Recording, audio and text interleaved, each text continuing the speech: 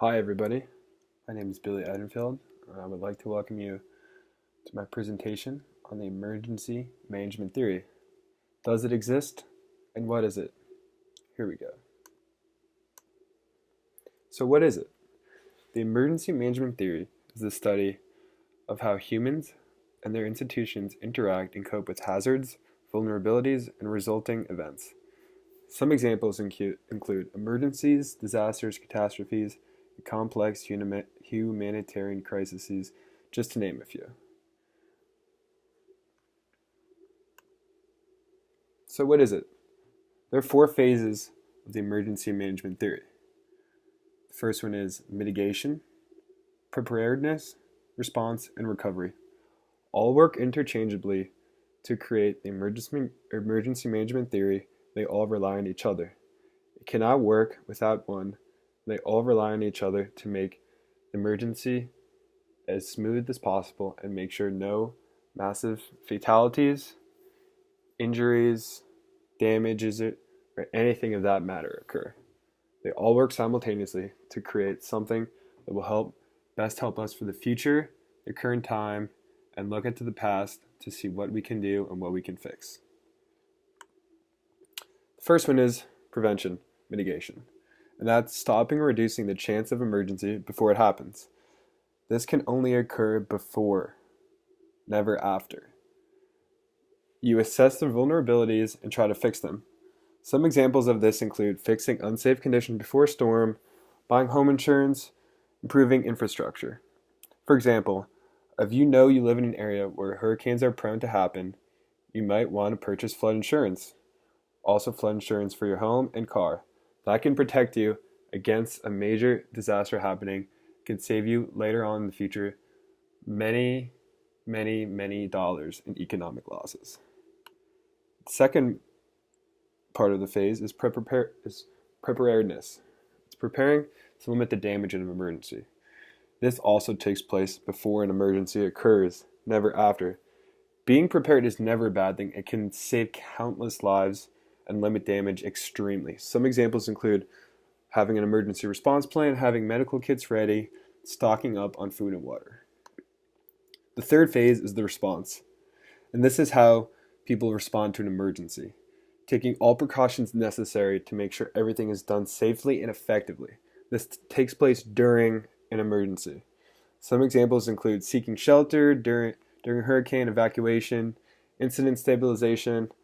I know many of us are from Florida, and driving down the highway, you often see the signs that say hurricane evacuation route. Those are used to help us guide our drives and where we go during an emergency, to help things help things run a little smoother, help the flow of people run a little faster, and it's safe and it helps us greatly and is extremely effective. The fourth phase is recovery, and this occurs once the emergency is over. And once the emergency is over, recovery can begin. Things can be done to return to normalcy, and this always takes place after. Some examples of this include clearing debris, economic recovery, finding houses if your home was destroyed, and things of that such matter. Principles of the emergency management theory. Some of the principles include comprehensive, is being comprehensive, and by that we mean understanding the issues at hand and working together best to fix them and understanding them.